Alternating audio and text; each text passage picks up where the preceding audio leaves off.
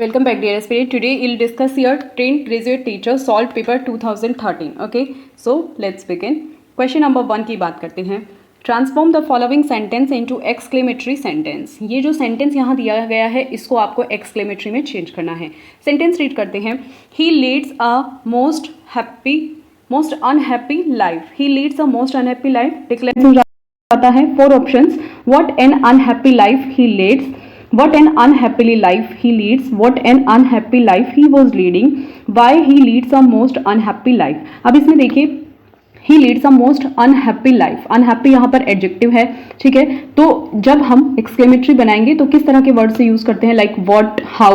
तो इसमें he leads a most unhappy life exclamatory, तो किस तरह से what का यूज करके बनेगा. what an unhappy life he leads. what an unhappily तो रोंग हो जाएगा क्योंकि unhappily यहाँ पर क्या है, एडवर्ब. तो हमें क्या रखना है, एडजेक्टिव ही रखना है, ठीक है. Keep the adjective unhappy, not unhappily.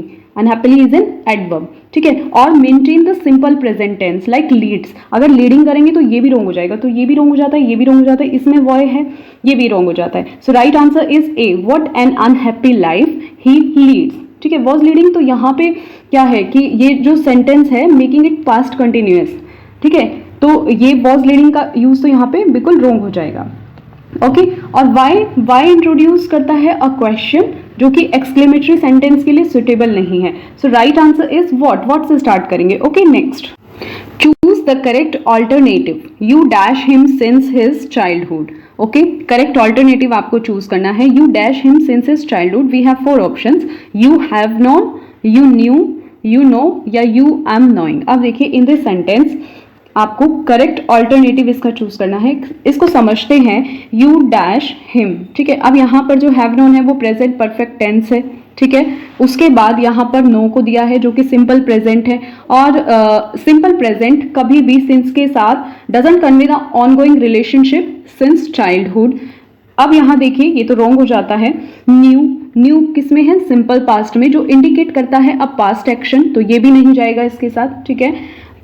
Am knowing देखिए यहाँ पर ये प्रेजेंट कॉन्टिन्यूअस है जो कि इनकरेक्ट है. नो एक स्टेटिव वर्ब है यहाँ पर, ठीक है. नो क्या है, एक स्टेटिव वर्ब है, तो not typically used in continuous tense. Okay, तो ये भी रोंग हो जाता है. अब यहाँ पर जो हैव नॉन है, have known is the present perfect tense जो कि नो इंडिकेट कर रहा है. क्या इंडिकेट कर रहा है, यही राइट होगा. हैव नॉन क्या इंडिकेट कर रहा है, ये एक ऐसा एक्शन जो स्टार्ट हुआ था पास्ट में, मतलब उसके बचपन में स्टार्ट हुआ था, कंटिन्यूस कहाँ तक चल रहा है, उसके चाइल्डहुड तक चल रहा है, ठीक है. तो ये क्या कर रहा है, उस ड्यूरेशन पर को एम्फेसाइज कर रहा है जो रिलेशनशिप उसकी चल रही है. तो ऐसी सिचुएशन में क्या यूज होगा, हैव नोन, यानी कि प्रेजेंट परफेक्ट टेंस यूज होगा जो नो को इंडिकेट कर रहा है, ठीक है. Since his childhood. अब जो सिंस है वो इन के साथ तो नहीं जाएगा, नो के साथ नहीं जाएगा, ठीक है. न्यू भी यहाँ पे रोंग हो जाता है, सिंपल पास्ट है जो इंडिकेट कर रहा है पास्ट एक्शन को, नॉट ऑन गोइंग एक्शन, ठीक है. जो ऑन गोइंग एक्शन है उसके साथ करेक्ट जाएगा. So right answer is have known. Next question. Take those lips away. The above line occurs in, ठीक है. ये लाइन आपको बतानी है कहाँ से ली गई है. We have 4 options. Midsummer Night's Dream, 12th Night, Antony and Cleopatra, Measure for Measure. अब देखो ये जो टेक दोज लिप्स अवे हैं ये मीजर एंड मीजर से ली गई, मीजर फॉर मीजर से ली गई हैं, ठीक है. मीजर फॉर मीजर के कहाँ से, एक्ट 4 सीन 1 से ये लाइन ली गई है. इनको आप ध्यान रखेंगे. विलियम शेक्सपियर का फेमस प्ले, ठीक है, जिसमें ये क्लॉडियो बोल रहा है. क्लाउडियो इन लाइन्स को बोलता है एड्रेसिंग हिज लवर जूलियट और lamenting their separation. Measure for Measure जो कि 1604 में हमें शो हुआ था एक्ट 4 सीन 1 में, और क्लाउडियो इन वर्ड्स में बोलता है take those lips away that have been so oft incurred. इस तरह से मिडसमर नाइट ड्रीम तो इनकरेक्ट ऑप्शन है, 12th नाइट भी, और एंटनी एंड क्लियोपेट्रा ये तीनों तो रोंग हो जाते हैं, ठीक है. Next question. Change the following sentence into complex sentence. He had to sign और बी एग्जीक्यूटेड, ठीक है. आपको इसको कॉम्प्लेक्स सेंटेंस में चेंज करना है. कॉम्प्लेक्स सेंटेंस की कैरेक्टरिस्टिक हमने बहुत बार डिस्कस की है, जिसमें क्या, एक तो इंडिपेंडेंट क्लोज होती है, एक डिपेंडेंट क्लोज होती है, ठीक है, कंडीशनल या सबऑर्डिनेट एक्शन के साथ, और कनेक्टर्स होते हैं. Connectors like if, because, although. तो इस तरह से ये कनेक्टर्स यूज होते हैं. तो आपको ये ध्यान रखना है, ठीक है. जब भी कॉम्प्लेक्स सेंटेंस में चेंज करेंगे तो विच वन ईयर करेक्ट, तो देख लेते हैं कौन सा करेक्ट होगा. If he did not signed, he had not executed. अब ये देखो यहाँ पर क्या यूज हुआ है, if he did not signed, ठीक है, ही हैड नॉट एग्जीक्यूटेड। अब ये क्यों, ये तो रॉन्ग हो जाता है। रॉन्ग क्यों हो जाता है कि इसमें क्या है, इसमें पास्ट टेंस का यूज हुआ है, ठीक है, पास्ट टेंस यूज नहीं होगा, should be had not signed यहां पर होना चाहिए, ठीक है।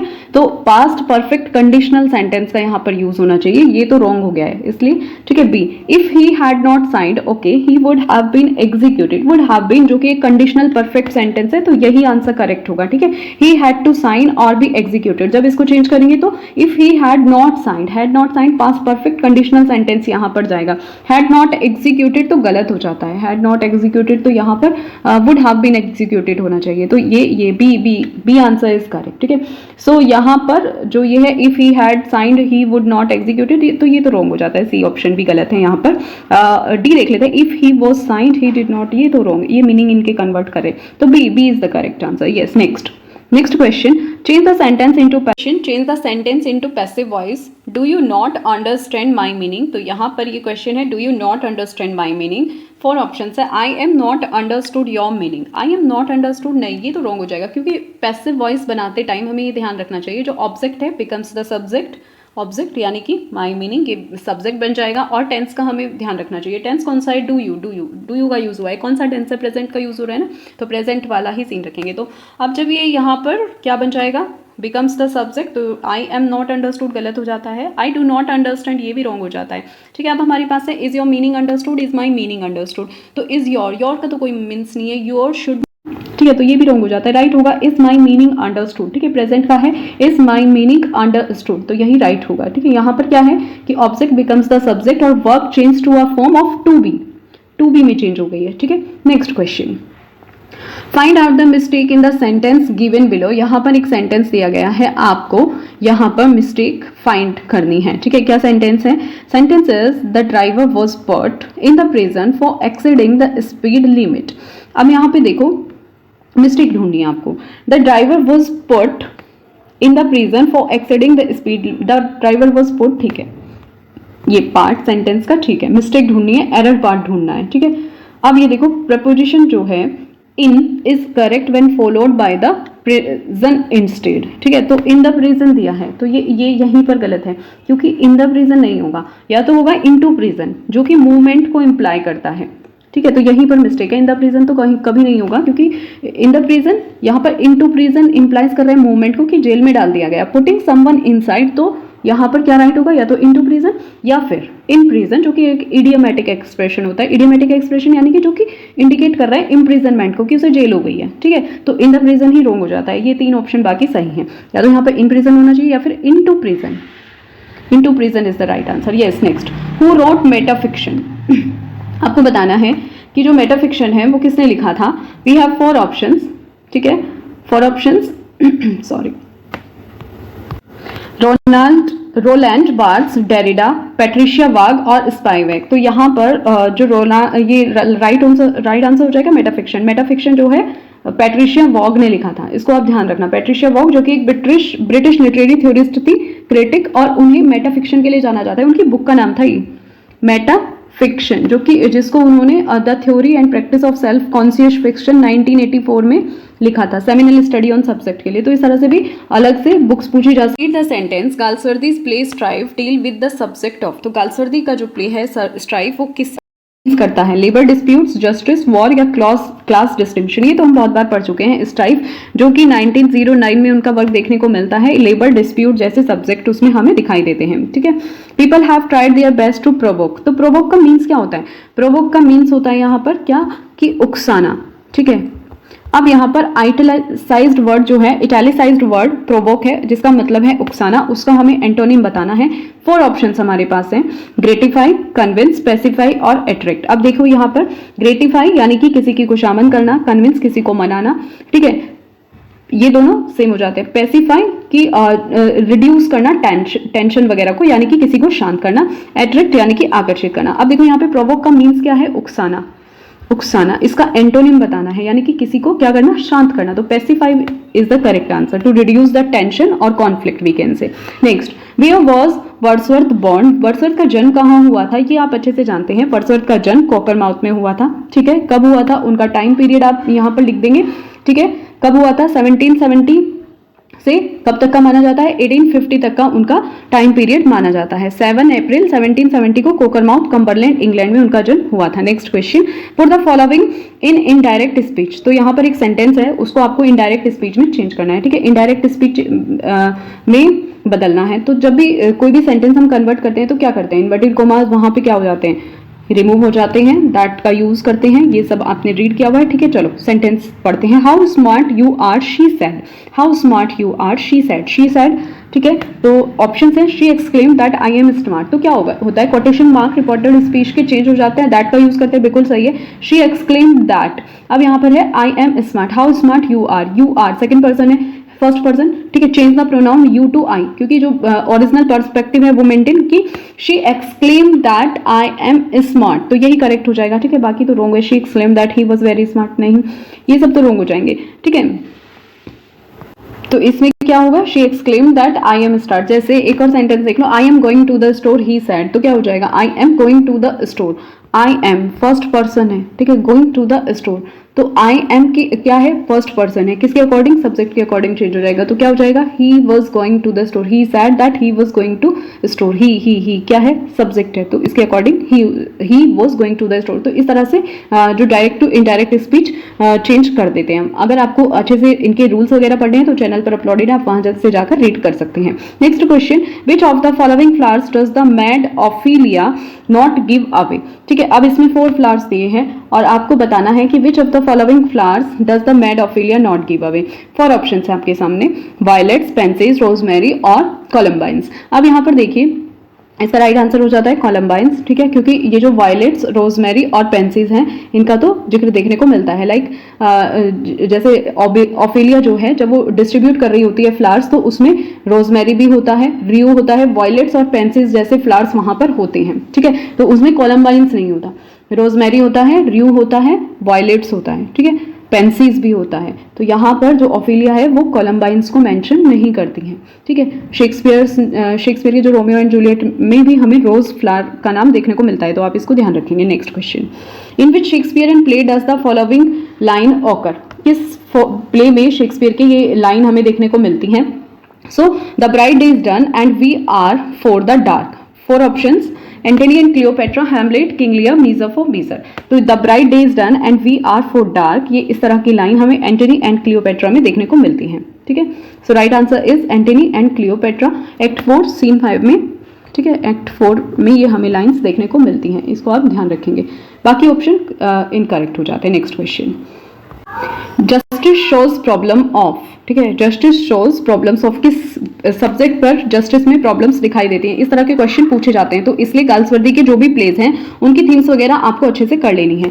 4 ऑप्शन है, British society, English legal system, American legal system, Scottish society.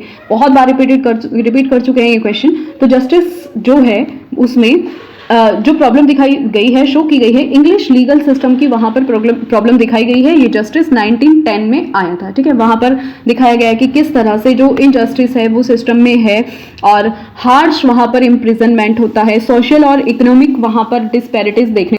Next question, who has written Jocelyn among the following writer. तो ये आप जानते हैं, मिल्टन, शेक्सपियर, गाल्सवर्दी, वर्ड्सवर्थ। तो ये तो गाल्सवर्दी का वर्क हो जाता है, ठीक है। जॉसलिन किसने लिखा है, गाल्सवर्दी का फेमस वर्क है।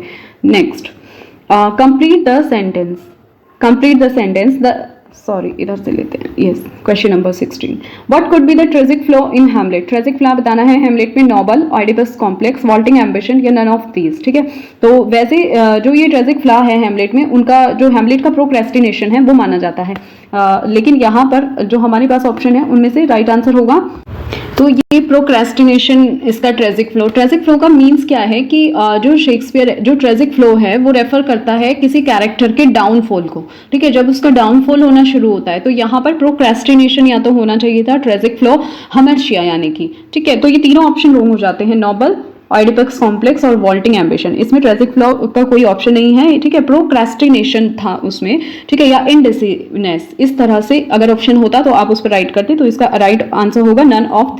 Next question, fill in the gap, I will sit dash my desk to do my lesson. So यहाँ पर आपको करेक्ट प्रपोजिशन भरनी है, I will sit dash my desk ठीक है, माई डेस्क कि मैं अपनी डेस्क पर टू डू माई लेसन, अपना लेसन करने के लिए बैठा हूँ। यानी कि यहाँ पर क्या है कि लोकेशन जो इंडिकेट कर रही है, तो कौन सी करेक्ट प्रपोजिशन यहाँ यूज होगी, एट विथ फॉर इन। तो ये फॉर इन और विथ तो कट हो जाते हैं, क्योंकि एट का यूज इंडिकेट करने के लिए यूज होता है, जो प्रॉक्सिमिटी और लोकेशन वहां पर बोली जाती है। ठीक है, कॉमन यूज होता है like sit at a desk, at a table, है ना, एट टेबल और चेयर। तो इस तरह से हम एट का यूज करते हैं प्रीपोजिशन पर। I will sit at my desk to do my lesson, at my desk, क्योंकि वो इंडिकेट कर रहा है लोकेशन को, है ना, प्रॉक्सिमिटी को।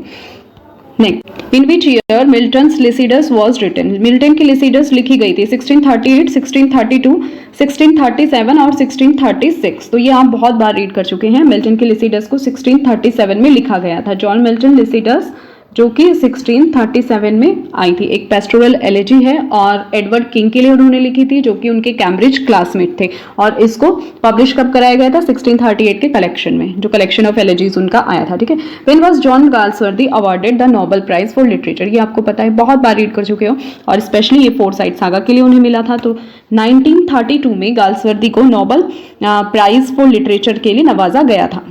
What is the full name of Mr. W.H. in Shakespeare's sonnet? तो Mr. W.H. का फुल नेम क्या था, William Herbert, William Henry, William Hartley या विलियम हैरी?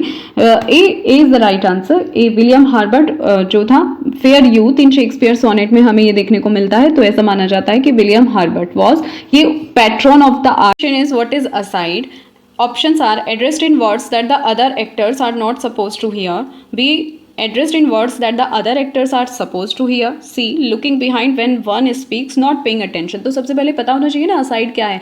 aside एक ऐसा रिमार्क जो कि किसी एक्टर टू द ऑडियंस के लिए बनाया गया होता है, यानी कि उसमें अदर कैरेक्टर्स नहीं होते। ठीक है, तो टिपिकली इसको विस्पर्ड किया जाता है या फिर स्पोकन क्वाइटली, और थॉट्स, फीलिंग और अपने इंटेंशन को रिवील करने के लिए यूज करते हैं। ठीक है, तो इनमें से करेक्ट क्या होगा कि aside, A is the correct. Address in words that the other actors are not supposed to, है ना, कि ये तो रॉन्ग हो जाएगा। Address in word that the other actors are, नहीं, अदर जो कैरेक्टर्स होते हैं वो नहीं सुनते, नॉट टू अदर कैरेक्टर्स। ठीक है, ये तो ऑडियंस के लिए होता है एक रिमार्क जो एक्टर वहां पर विस्पर्ड करता है या स्पोकन क्वाइटली। तो aside A is the right answer. Find out which part of the sentence has an error, आपको इस सेंटेंस में कौन सा एरर है ये बताना है। If I am you I would have seen to it that I won the prize, no error. ये तो आपको इजीली पता चल गया होगा, क्योंकि ये तो आप पढ़ते ही आ रहे हैं ना। इफ आई एम यू यही रॉन्ग हो जाता है। इन यहाँ पर क्या है, ये अनकंडीशनल है।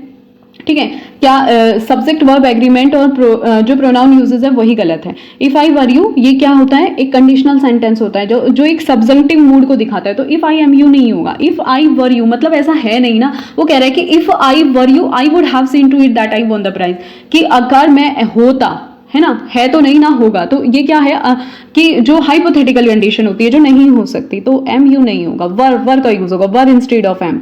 मेंटेन्स ग्रामेटिकल करेक्टनेस, तो यहां पर इफ आई वर यू का यूज होगा। Next question, complete the sentence ottava rima is a dash sentence in iambic pentameter. Easy होता है। ऑटवा राइमा यानी कि क्या होता है, 8 लाइन्स जिसमें कंसिस्ट होती हैं। तो कौन सा ठीक होगा, yes C is the right answer. Ottava rima is a 8-lined stanza in iambic pentameters. ठीक है, ऑटवा इसकी जो कैरेक्टरिस्टिक है 8 लाइन्ड होता है ना, और इयाम्बिक पेंटामीटर में लिखा होता है। Italian. Next question, fill in the gap with an appropriate auxiliary. He was so tired that he dash scarcely stand, कि वो इतना था, वो मुश्किल से खड़ा हो पा रहा था। अब देखिए पास्ट टेंस का यूज है और एबिलिटी की बात हो रही है। तो एबिलिटी का यूज करने के लिए जहां पर एबिलिटी शो करना है, या तो एबिलिटी लैक ऑफ एबिलिटी है, कुड का यूज करेंगे। देख कि he was so tired that he could scarcely stand, right answer is A. Yes, next, rearrange the sentence with correct order labelled as PQRS, choose the proper sequence. Proper sequence का आपको choose करना है। Only time will tell you credit the nation with whether the great future will turn out to be true. तो यहाँ पर जो sentence है start होगा कि आप इसको ऐसे बना सकते हो कि only time will tell whether the great future you credit the nation with will turn out to be true. तो B is the right answer. ठीक है, next, who is the writer of recluse. इस तरह के question put up किए जाते हैं, तो इनकी प्रैक्टिस आप कर लेना। ठीक है, राइटर ऑफ रिक्लूज बताने इजी क्वेश्चन हो जाता है वर्ड्सवर्थ, क्योंकि ये वर्ड्सवर्थ का अनफिनिश्ड वर्क है उनकी डेथ हो गई थी, इसलिए ये अनफिनिश्ड रह गया था। ये पुटअप किया जा सकता है, जो राइटर्स के अनफिनिश्ड वर्क होते हैं ना उनको पुटअप किया जाता है, तो वर्ड्सवर्थ का ये वर्क हो जाता है। Next question, complete the sentence, the term novel was taken from the Italian word. यहाँ पर आपको बताना है कौन से इटालियन वर्ड से टर्म नॉवल लिया गया है। 4 ऑप्शंस, नोवेला, नोवेली, नोवेलिटी या नॉवल। तो ये जो नॉवेल है ये इटालियन वर्ड नोवेला से लिया गया है। A is the right answer, ठीक है, जिसका मीनिंग होता है न्यू या शॉर्ट स्टोरी, ठीक है। नोवेला, नोवेला से लिया गया है। ये एक क्या है, लैटिन वर्ड नोवस, जिसका मतलब होता है न्यू, या नोवेला शॉर्ट स्टोरी, ठीक है। लेंथी फ्रिक्शनल प्रोज ये मानी जाती है। Next question, who is the writer of descriptive sketches. ये तो आपने बहुत बार डिस्कस भी किया है, ठीक है। डेस्क्रिप्टिव स्केचेस के राइटर कौन है? जॉन मिल्टन, शेक्सपियर, गाल्सवर्दी या वर्ड्सवर्थ। राइट आंसर है वर्ड्सवर्थ। वर्ड्सवर्थ ने लिखा था 1793 के ड्यूरिंग। यूरोपियन ट्रेवल से ये इंस्पायर्ड है, ध्यान रखना। Fill in the gap, King Lear had daughters. कितनी डॉटर्स थी? 2, 3, 4, 5 नाम भी आप ध्यान रखें। 3 डॉटर्स थी, कौन कौन? गॉनरिल, रीगन एंड कॉर्डेलिया, ठीक है। शेक्सपियर की फेमस ट्रेजेडी है किंग लियर, और 3 डॉटर्स की ये स्टोरी है। Question, complete the sentence, the error of judgement in tragedy is known as. Error of judgement in tragedy what is called? Hamartia, tragic of blood, catastrophe या catharsis. The error of judgement in tragedy is called as a hamartia, hamartia, ठीक है। Hamartia is the right answer. Error of judgement in tragedy क्या होता है? हेमर्शिया। इसकी जो features हैं उनको देखिए कि ये ग्रीक टर्म से लिया गया है जिसका मीन्स होता है एरर और मिस्टेक, ठीक है। ये रेफर करता है यहाँ पर ट्रेजिक फ्लॉ या ऐसी मिस्टेक को जो प्रोटैगनिस्ट के द्वारा की गई है और उसके डाउनफॉल को किसी भी ट्रेजेडी में। Find out which part of sentence has an error. The 2 students walked besides each other in silence, no error, ठीक है। तो आपको इसमें ढूंढना है द 2 स्टूडेंट्स वॉक्ड, ये ठीक है, इसमें कोई मिस्टेक नहीं है, इस पार्ट में सेंटेंस की कोई मिस्टेक नहीं है, ये करेक्ट है। बिसाइड्स ईच अदर, बिसाइड्स का मीन्स क्या होता है कि इन एडिशन टू या मोर ओवर के लिए यूज करते हैं, ठीक है। बिसाइड्स ईच अदर, एक दूसरे के क्या, इन एडिशन टू नहीं, ये तो यहाँ पे कन्वे कर रहा है गलत मीनिंग को, यहाँ पे रॉन्ग मीनिंग कन्वे कर रहा है, तो यही इसी पार्ट में एरर है। बिसाइड्स ईच अदर नहीं होगा, या तो आप बोलिए the 2 students walked side by side, या फिर द 2 स्टूडेंट्स वॉक्ड टुगेदर, ठीक है। बिसाइड्स का मीन्स तो हो जाता है इन एडिशन टू, तो ये right answer is B part में एरर है। Next, Elsinore in Denmark is the scene of a Shakespearean play. Wait, Elsinore, ये इजी क्वेश्चन हो जाता है। एल्सिनोर इन डेनमार्क का जो सीन है शेक्सपियर के किस प्ले में दिखाई देता है, ठीक है। ये किंग लियर, कॉरियोलेनस, हैमलेट या टाइटस एंड्रोनिकस। तो ये हैमलेट में दिखाई देता है। एल्सिनोर ऑफ डेनमार्क हैमलेट में शो होता है, ठीक है, जिसमें जो डेनमार्क की स्टोरी को दिखाया जाता है और प्रिंस हैमलेट के जो फादर है उनका घोस्ट दिखाया जाता है। इस तरह की ये स्टोरी है, ठीक है। किंग लियर की सेटिंग तो ब्रिटेन में है, कॉरियोलेनस की एंशियंट रोम में है, और जो हैमलेट है वो सेट है एल्सिनोर कासल में। टाइटस एंड्रोनिकस की सेटिंग एंशियंट रोम में है, ठीक है, तो इनको आप ध्यान। Next question, who is the writer of history of Britain? William Shakespeare, John Milton, Wordsworth या गाल्सवर्दी। तो ये इजी क्वेश्चन हो जाता है। हिस्ट्री ऑफ ब्रिटेन किसका वर्क है? ये हिस्ट्री ऑफ ब्रिटेन जो है जॉन मिल्टन का ये फेमस वर्क हो जाता है, ठीक है। जॉन मिल्टन ने लिखा था history of Britain. Yes, right answer is John Milton. Yes, next, complete the sentence, the globe theatre was burn down इन। ये तो इजी क्वेश्चन हो जाता है कि जो थिएटर है Globe theatre was burn down in, कब बर्न डाउन हो गया था? तो burn down on 1613। C is the right answer. 29 जून 1613 को जब वहां पर हेनरी 8 परफॉर्म हो रहा था तो बर्न डाउन हो गया था। Yes, next question, others abide our question, thou art free. Who has said this about Shakespeare? ये शेक्सपियर के बारे में किसने बोला है? वर्ड्सवर्थ, मिल्टन, मैथ्यू अर्नोल्ड या बेन जॉनसन। तो ये आप अच्छे से जानते हैं, ये मैथ्यू अर्नोल्ड ने शेक्सपियर के बारे में बोला है। अब Milton's paradise lost consist of, तो कितनी बुक कंसिस्ट की गई है मिल्टन की पैराडाइज लॉस्ट में? ये इजी हो जाता है, 12 बुक्स उनकी टोटल उसमें रखी गई हैं। एपिक पोएम है, ठीक है, जिसमें फॉल ऑफ मैन को शो किया गया है। ब्लैंक वर्स में इस पोएम को लिखा है, ठीक है। Next question, in which year Milton's paradise lost was publish? किस ईयर में ये पब्लिश हुई थी? 4 ऑप्शंस हैं, 1668, 70, 1667 या 1665। राइट आंसर इज सी, 1667 में ये पोएम पब्लिश हुई थी। पहले 10 बुक्स में हुई थी, फिर रिवाइज्ड जो इसका एडिशन आया था 12 बुक्स इन 1674 में हमें एडिशन देखने को मिला था। Yes, next question, complete the sentence, simplicity, sweet music and melody are remarkable features of. इस तरह से क्वेश्चन पूछे जाते हैं। आपको बताना है कि simplicity, sweet music and melody किसके रिमार्केबल फीचर्स हैं? एपिक और बैलेड या सटायर। एपिक क्या है? लॉन्ग पोएम होती है, ठीक है। ग्रैंड नैरेटिव्स इसमें रखे जाते हैं, कॉम्प्लेक्स तो ये तो कट हो जाता है। बैलेड, यस बैलेड करेक्ट होगा, क्योंकि बैलेड्स के जो फीचर्स होते हैं उसमें नैरेटिव पोएम्स और सॉन्ग्स रखे जाते हैं। Typically simple, emotive and melodic होते हैं। फॉकलॉरिक और रोमांटिक थीम्स को उसमें रखा जाता है। ऑड इनकरेक्ट हो जाता है, एक्सप्रेसिव पोएम्स वगैरह इसकी फीचर्स होते हैं। सटायर, ह्यूमरस या क्रिटिकल राइटिंग्स वगैरह इसमें लिखी जाती हैं। तो B ballad is the right answer. Simplicity, sweet music and melody ballad के यहाँ पर फीचर्स हो जाते हैं। Next question, who wrote lilies that fester smell far worse than weeds, Wordsworth, Galsworthy, Milton या शेक्सपियर। ये तो इजी क्वेश्चन है, क्योंकि ये जो है इस तरह की लाइंस शेक्सपियर ने लिखी थी, शेक्सपियर के वर्क में देखने को मिलती है। Lilies that fester smell far worse then weeds, ठीक है। ये सोनेट नंबर 94 की लाइन्स है। किसी भी सोनेट्स की लाइन पूछ लेंगे तो आपको सारे सोनेट्स रीड करने इंपॉर्टेंट है, ठीक है। इसमें जो सोनेट है उसमें रियलिटी को दिखाया गया है, अपीयरेंस एंड रियलिटी को वहां पर शो किया गया है। बाकी ऑप्शन से इनकरेक्ट हो जाते हैं। Next, find out the mistake in the sentence given below. यहाँ पर एक सेंटेंस है, आपको उसमें मिस्टेक बतानी है, ठीक है। She has told me that she saw my uncle at the fair on last Friday. She has told me that she saw my uncle at the fair. अब देखो यहाँ पर fair, at the fair, fair, यहाँ पर जो fair है, ये जो fair दिया गया है इसका मीन्स होता है प्राइस या कोस्ट से, ठीक है। स्पेलिंग गलत है, ये वाला फेयर यूज होगा। फेयर यानी कि कोई गैदरिंग जहां हो रही थी, इवेंट जहां था, तो फेयर करेक्ट। फेयर क्या होगा, इस तरह से भी आपको एरर देकर पूछ लिया जाएगा। तो किस पार्ट में एरर है, कहां पर मिस्टेक है, सी पार्ट में एरर है, ठीक है। C is the right answer. C part में एरर है। फेयर, ये वाला फेयर नहीं, ये वाला, क्योंकि इसका मतलब होता है cost and price. Yes, next, what is the synonym of wisdom. आपको सिनोनिम ऑफ विजडम बताना है, ठीक है। Synonym of wisdom, wisdom means क्या होता है ये आप अच्छे से जानते हैं, बुद्धिमानी होता है, ठीक है। विजडम, स्वेल, सैगसिटी, फुलिशनेस और सरेंडर। अब देखो सिनोनिम बताना है विजडम का, बुद्धिमानी तो फुलिशनेस तो कट हो जाता है, सरेंडर आत्मसमर्पण ये भी कट हो जाता है, ठीक है। अब हमारे पास 2 ऑप्शन है। स्वेल का मतलब क्या होता है, किसी भी चीज को इंक्रीज करना या बढ़ाना, कट हो जाता है। सैगसिटी करेक्ट है। सैगसिटी यानी कि इंटेलिजेंस, विजडम, प्रूडेंस आप बोल सकते हो। So right answer is sagacity. Yes, next, come thou mortal wretch with the sharp teeth not intrinsicate, ठीक है। अब ये जो लाइन है, in which book do the above lines occur, ये बताना है आपको किस बुक में ये लाइन्स शो हुई हैं। Cleopatra, 12th night, Hamlet, midsummer's night dream. तो ये जो लाइन्स हैं ये हैमलेट में शो की गई हैं।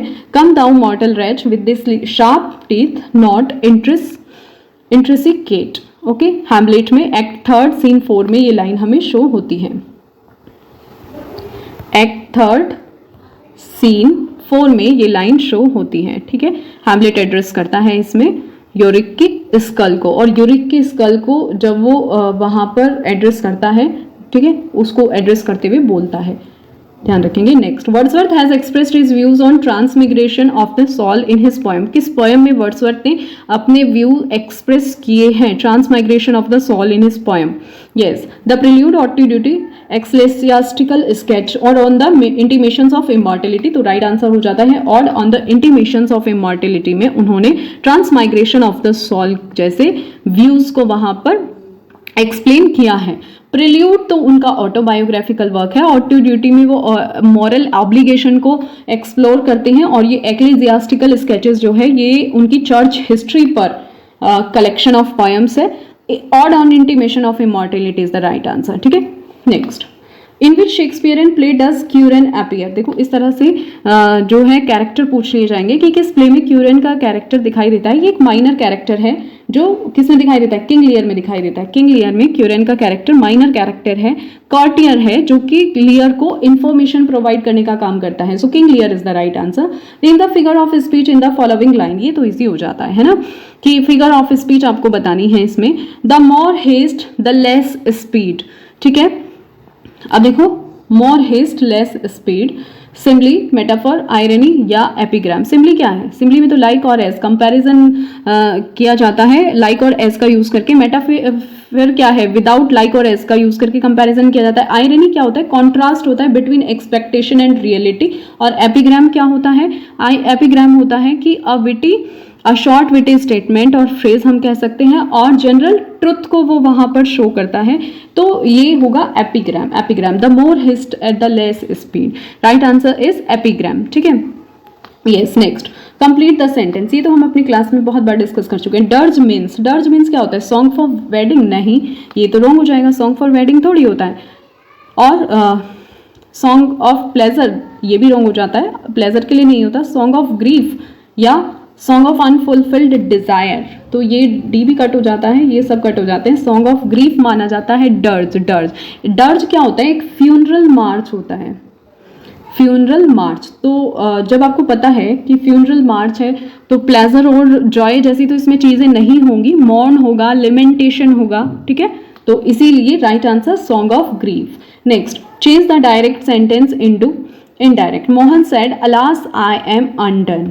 बहुत ही इजी क्वेश्चन है, ठीक है, 10th स्टैंडर्ड का है, बहुत ही इजी। अगर आपको अच्छी तरह से स्ट्रक्चर पता है कि किस तरह से चेंज करना है। अलास क्या इंडिकेट कर रहा है यहाँ पे? सैडनेस, ठीक है, या रिग्रेट को। तो क्या आएगा यहाँ पे? सैड की जगह क्या हो जाएगा? Exclaimed sadly, exclaimed sadly. और वर्ब टेंस जो है प्रेजेंट में है एम, तो पास्ट में चेंज हो जाएगा वॉज इन इनडायरेक्ट स्पीच।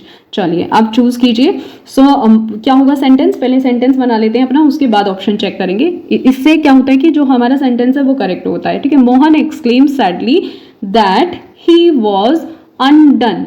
आई किसके अकॉर्डिंग चेंज हो जाएगा? आई क्या है? फर्स्ट पर्सन है ना, तो I am undone, he was am past का यूज हो जाएगा, तो ही वॉज अनडन। अब देखो कौन सा सही होता है। Mohan exclaim sadly that he was undone, ठीक है, यही राइट है।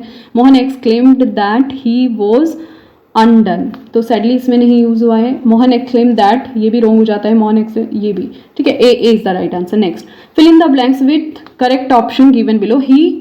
His wish is tantamount dash a command. His wish is tantamount dash a command. इस तरह से इन्होंने दिया है with, of, to और for। इसमें आपको preposition यूज करनी है। तो एक चीज ध्यान रखना कि ये जो वर्ड है ना tantamount, ये अपने इसका tantamount का मतलब होता है इक्विवेलेंट या इक्वल इन इफेक्ट किसी भी वैल्यू के, ठीक है। तो preposition to का यूज किया जाता है कोई भी इक्विवेलेंस दिखाने के लिए। तो right answer to, tantamount to, ठीक है। टेंटामाउंट का जो मतलब होता है वो इक्वल होता है किसी भी इफेक्ट और वैल्यू को इक्वल शो करने के लिए। सो करेक्ट प्रीपोजिशन यूज होगी यहाँ पर to. Who has written Cymbeline? Cymbeline किसने लिखी थी? इजी क्वेश्चन है, फटाफट से आंसर आप कर सकते हो अपने आप ही। किसने लिखी थी सिम्बलिन? शेक्सपियर का वर्क है। Fill in the gap. The title of the play Justice is. जो जस्टिस है किस तरह का टाइटल है? सटायरिकल है, वेग है, इनअप्रोप्रिएट है या आयरनिकल है, ठीक है। तो आप देखिए जो जस्टिस है क्या है, उसमें इनजस्टिस और मॉरल एम्बिग्यूटी को फॉलो करता है वो, और एक कॉन्ट्रास्ट वहां दिखाता है, ठीक है, कॉन्ट्रास्ट शो करता है। जो वहां पर जस्टिस उसको नाम दिया गया है, बट वहां पर जो इनजस्टिस है और मॉरल जो वहां पर एम्बिग्यूटी टाइप होता है, तो यहाँ पर जो इसका टाइटल है वो आयरनिकल है। मतलब टाइटल तो रख दिया जस्टिस और प्ले में इनजस्टिस होता है, तो इस वजह से वहां पर आयरनिकल इसका टाइटल माना जाएगा। सटायरिकल नहीं होगा, हो सकता है, लेकिन आयरनिकल बेटर ऑप्शन है।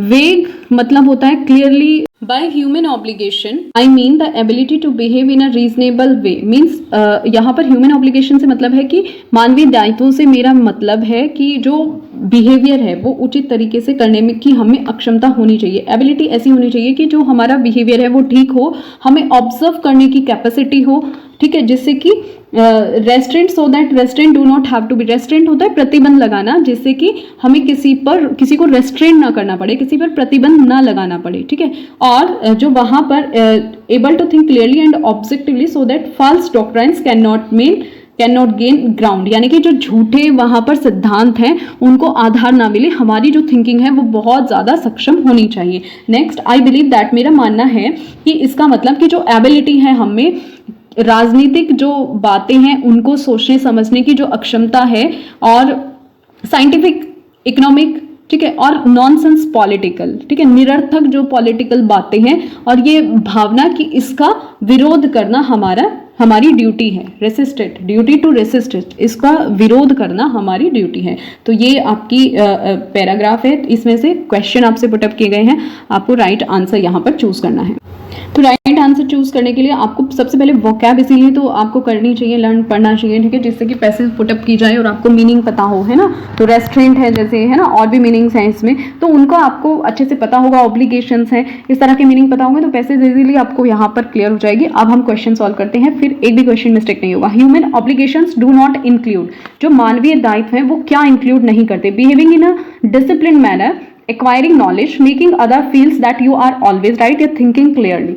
अब इनमें से आप इजीली चूज कर सकते हो, है ना, कि मतलब ये नहीं है हमारा सोचने का मतलब कि हमारे जो प्रिंसिपल्स हैं वो सही हो। So C is the right answer, कि making others feel that you are always right, कि इस तरह से सोचना, है ना। इसमें दिया गया है ना कि ह्यूमन ऑब्लिगेशंस एम्फेसाइज करते हैं रेस्ट्रेंट, क्लियर थिंकिंग, है ना, और फोर्सिंग करते हैं one's views on others is not mention. तो ये जो बातें हैं ये यहाँ पर इसको करेक्ट करती हैं कि ह्यूमन ऑब्लिगेशंस, मानवीय दायित्व, इनमें इंक्लूड नहीं किया जाता कि making other feel that you are always right, कि तुम हमेशा सही हो। Next, if one does not observe restraint, ठीक है, people around one will grow hostile, one's friend will ignore one, and one's life will be miserable, people will see to it that one behaves responsibly। तो इसमें दिया गया है कि if one does not observe restraint, ठीक है, तो people around one will grow hostile, दिया गया है ना इसमें कि lack of restraint leads to conflict and hostility, तो A is the right answer, A यहाँ पर सही हो जाएगा, ठीक है।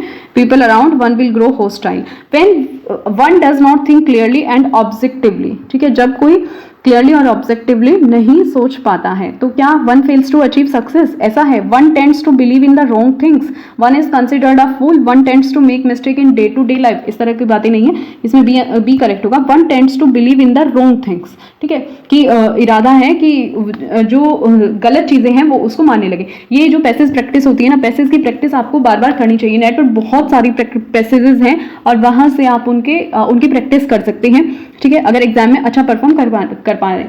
जैसे कि देखो 4 से 5 क्वेश्चन पैसेज से आते हैं तो वो भी हमारे लिए उतने ही मायने रखते हैं जितना पूरा वो 5 क्वेश्चंस का हमें लॉस होता है अगर हमें हमारे पैसेज क्वेश्चन वहां पर रॉन्ग हो रहे हैं, ठीक है। अब देखो ग्रामर का पोर्शन कितना ज्यादा है, तो इसीलिए पैसेज को अच्छे से रीड करना। पैसेज की प्रैक्टिस जब आप करेंगे तो वो क्या बहुत ज्यादा आपकी बूस्ट होगी। पैसेज की प्रैक्टिस नेट से कीजिए, नेट पे फ्री ऑफ कॉस्ट बहुत सारी पैसेजेस हैं, चैनल पर मैंने 1-2 अपलोडेड किए हैं, वहां से आपको तरीका पता चल जाएगा कि आपको रेडी कैसे करनी है। उससे क्या होगा, पहले पैसेज को रीड कीजिए, अगर उसमें कुछ ऐसे वर्ड्स हैं जिनका मीनिंग आपको नहीं पता है तो पहले आप उनका मीनिंग जानिए। सिनोनिम एंटोनिम दोनों पता होने चाहिए। उससे क्या है कि जो इजी से हार्ड से इजी वर्ड जो होते हैं, इजी वर्ड्स का मीनिंग हमें पता है बट उनका जो स्टैंडर्ड इंग्लिश मीनिंग है वो हमें नहीं पता है ना। इस तरह से तो क्या होगा कि जब हम अपनी पैसेज पढ़ेंगे तो वहां पर जो सिनोनिम और एंटोनिम पढ़ने से हमें ये फायदा होगा, हमें पता चलेगा कि इनका एग्जैक्ट मीनिंग क्या है और ये किस कॉन्टेक्स्ट में हम यूज करते हैं, उससे पैसेज आप इजीली सॉल्व कर पाओगे, ठीक है। Next, it is one's duty to resist, it is one's duty to resist क्या all political propaganda, religious practices, unsatisfactory plans and programmes या इरेशनल आइडियाज। ये ड्यूटी होती है, it is one's duty to resist क्या करने की, irrational ideas. Irrational ideas is the right answer, ठीक है। इस पर ज्यादा टाइम नहीं लेंगे क्योंकि प्रीवियस है, ये तो आपको खुद ही प्रैक्टिस करनी पड़ेगी। In the passage the author is primarily concerned with moral conduct, a human approach to our problems, the scientific point of view, the acquisition of specialized knowledge। yes, तो इसमें moral conduct पर ही जो author है वो primarily concern है, ठीक है, यानी कि किसकी बात कर रहा है वो, वहां पर ह्यूमन जो दायित्व हैं उनकी बातें वो करता है, तो इसीलिए moral conduct is the right answer. क्योंकि ये जो पैसेज है ये फोकस कर रही है ह्यूमन ऑब्लिगेशंस पर, रेस्ट्रेंट जो प्रतिबंध लगाए जाते हैं, और क्रिटिकल थिंकिंग पर। So right answer is moral conduct. Okay, next is from literature in which country to the story of Othello set। ये बहुत बार रीड कर चुके हैं, बताइए, ये तो इजी हो जाता है ना कि किस कंट्री में ओथेलो सेट है, वेनिस, डेनमार्क, इंग्लैंड या स्कॉटलैंड। तो ये राइट आंसर इसका वेनिस हो जाता है। ओथेलो की जो सेटिंग है वो कहाँ रखी गई है, वेनिस में रखी गई है, ठीक है। लेटर साइप्रस वो हो जाता है, वेनिस में शुरू होता है ओथेलो प्ले और साइप्रस बाद में मूव हो जाता है, तो ये आपको ध्यान रखना है। Next, choose the correct word. This paper dash twice weekly, ठीक है, क्या इज अपीयरिंग, अपीयर्स या have had appear. This paper की बात हुई है, ठीक है। Simple present tense regular publication को शो कर रहा है कि 2 बार शो होता है ये पेपर, ठीक है। सिंपल प्रेजेंट टेंस का यूज होगा तो appears is the right correct verb, appears का यूज होगा, ठीक है। कंटिन्यूअस रॉन्ग हो जाता है, कंटिन्यूअस तो यहाँ रॉन्ग हो जाएगा। इनकरेक्ट है, present continuous tense is appearing, ये तो रॉन्ग हो जाता है। अपियरिंग तो वर्ब फॉर्म ही नहीं है, तो ये तो करेक्ट नहीं होगा। हैव हैड अपियर्ड, ये पास्ट परफेक्ट टेंस है, ये रॉन्ग हो जाता है, ठीक है, क्योंकि वो क्या है, हफ्ते में 2 बार क्या है, आती है। ये जो पेपर है हफ्ते में 2 बार आता है, appears, appears, simple present tense का यूज होगा, ठीक है। Next, select the correct option. There was dash a fly in milk, a fly in the milk, fly in milk, a fly in the milk, ठीक है। NCERT की जो grammar है उससे ये क्वेश्चन दिया गया है। एनसीईआरटी की जो 4th, 5th, 6th की जो स्टैंडर्ड की ग्रामर है वहां से एज इट इज क्वेश्चन है। There was dash a fly in milk, fly in milk, fly in the milk, a fly in the milk, छोटी सी मिस्टेक है, आपको पहचाननी है। इडियोमेटिक एक्सप्रेशन का यूज हुआ है, ठीक है। सेलेक्ट द करेक्ट ऑप्शन आपको यूज करना है, ठीक है। देयर वॉज डैश, अब देखो यहाँ पर अ फ्लाई इन मिल्क, यहाँ पर आर्टिकल मिसिंग है, तो ये क्या है, रॉन्ग है, क्योंकि ये एक इडियोमेटिक एक्सप्रेशन है, इसीलिए आपको इडियम्स पढ़ने जरूरी हैं, ठीक है। Fly in the milk, identify, जो इनडेफिनिट आर्टिकल ए है, क्या है, उसका यूज होगा। In fly in the milk incorrect है, ठीक है, इसमें मिसिंग है इंडेफिनिट आर्टिकल ए। फिर नेक्स्ट, फ्लाई इन मिल्क, ये भी इनकरेक्ट हो जाता है, इसमें तो आर्टिकल ही मिसिंग है। D is the right answer, a fly in the milk, a fly, there was a fly in the milk.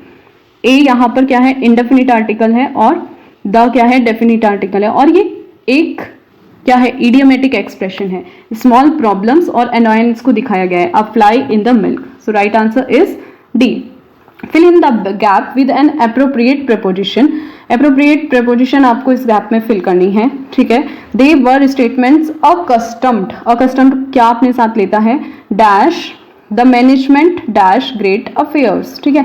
Accustomed के साथ हमेशा जो टू का यूज होता है, तो देखो सी ऑप्शन करेक्ट हो जाता है। इस तरह से हमें जो प्रपोजिशन कॉम्बिनेशन है वो भी पढ़ लेने चाहिए, उससे हमारे जो क्वेश्चन है देखो कितनी जल्दी हमारा सॉल्व हो गया। अकस्टम्ड टू, बाकी तो रॉन्ग हो जाता है, क्योंकि इसके साथ क्या आएगा, they were statement accustomed to indicates familiarity और एक्सपीरियंस, तो अकस्टम्ड टू का यूज होगा। ऑफ इंडिकेट्स करता है कोई भी पोजीशन या रिलेशनशिप को। The management of great affairs, ठीक है। So C is the right answer. इस तरह से आप अपने क्वेश्चन सॉल्व कर सकते हो। Okay next, what is true of the form of Shakespeare sonnet. Shakespeare के जो सोनेट हैं वो आपको बताने हैं कि क्या ट्रू है, ठीक है। इट हैज एन ऑक्टेव, ये तो रॉन्ग हो जाता है, ऑक्टेव थोड़ी है शेक्सपियर के सोनेट में, नहीं, तो फर्स्ट ऑप्शन तो यहाँ पर क्या है, इनकरेक्ट हो जाता है। It has an integrated from with no such divisions, ऐसा कुछ नहीं है। It has 3 quadrants and a couplet, is it right. It has the endings of alternate lines rhyming with each other, नहीं, ये भी रॉन्ग हो जाता है, सी ही करेक्ट है। 3 क्वाड्रेंट्स और एक कपलेट्स का वहां पर यूज है। 4 line stanza, 3 quadrants and final couplet जिसमें 2 लाइन स्टैंजा है। 14 लाइन्स का सोनेट होता है, ठीक है। राइमिंग स्कीम ए बी किस तरह से होती है, यस बता दीजिए। Next question, who has written Ruth, Ruth को किसने लिखा है, इसी क्वेश्चन है, ठीक है। वर्ड्सवर्थ की फेमस पोएम है who has written Ruth, yes who has written Ruth, तो ये वर्ड्सवर्थ की फेमस पोएम हो जाती है। वर्ड्सवर्थ का वर्क है, माइनर वर्क भी पूछे जाते हैं, तो इसलिए आप इनको अच्छे से रीड करेंगे। Find out which part of sentence has an error, आपको फाइंड आउट करना है कि किस पार्ट में इस सेंटेंस में एरर है, ठीक है। Even though the shirt is rather expensive but I wish to purchase it with my own money, ठीक है। अब देखो यहाँ पर even though the shirt is rather expensive, I wish to purchase is my, अब यहाँ देखो कि तो यहाँ पर सेंटेंस तो करेक्ट है, even though the shirt is rather expensive but I wish to, but ये जो कंजक्शन है यही यहाँ पर अननेसेसरी है, इसकी कोई जरूरत नहीं है, लेकिन फिर भी सेंटेंस सही है, तो डी मैं चूज करूंगी डी, आप देखना अपने अकॉर्डिंग, ठीक है, द राइट आंसर, क्योंकि ये यहाँ पर सब्जेक्ट ऑब्जेक्ट और verb agreement is the correct, ठीक है, तो D no error. Next question, transform the following exclamatory sentence into assertion. Exclamatory sentence को आपको चूज करना है, ट्रांसफॉर्म करना है। If only I had come 1 hour earlier, की काश में 1 घंटा पहले आ जाता। If only I had come, if यानी कि उसकी विश है, विश मांग रहा है। अब देखो आप इसके ऑप्शंस देखो, 4 के 4 options, I wish I wish I wish I wish, ठीक है। अब चूज करना है आपको, तो सीधा सीधा क्या देखना है, कुछ नहीं देखना, वर्ब देख लो अपना, सर टेंस देख लो, टेंस किस फॉर्म में है ना, एक्सक्लेमेटरी सेंटेंस करना है, ठीक है। और ये देखना है कि किस फॉर्म में, सब्जंक्टिव मूड में हमारा टेंस है, तो और टेंस कौन सा है, आई हैड कम, ठीक है। तो बस इसी के अकॉर्डिंग अपना आंसर चूज कर लीजिए, इजी है। करेक्ट टेंस का I wish I had come 1 hour earlier, ठीक है। Next, what is soliloquy? ये तो हम बहुत बार डिस्कस कर चुके हैं। सॉलिलोक्वी क्या होता है? सॉलिलोक्वी एक स्पीच जिसमें कि एक कैरेक्टर्स अपने थॉट्स को aloud while alone on a stage express करता है, ठीक है। An actor secret thought uttered aloud, या सीक्रेट स्पीच, या an actor's speech not be heard by audience, ये तो रॉन्ग हो जाता है, ठीक है, क्योंकि वो तो जोर जोर से बोलता है। An actor's speech made for other characters also, meet for other characters incorrect है, ये नहीं। सॉलिलोक्वी जो है वो ऑडियंस के लिए होती है, तो ये भी इनकरेक्ट होता है, ये कंप्लीट नहीं है, तो यही सही होगा। An actor secret thought uttered aloud, ठीक है। What is soliloquy? An actor secret, ठीक है। बाकी का पेपर नेक्स्ट क्लास में डिस्कस करते हैं। ओके, मिलते हैं नेक्स्ट क्लास में।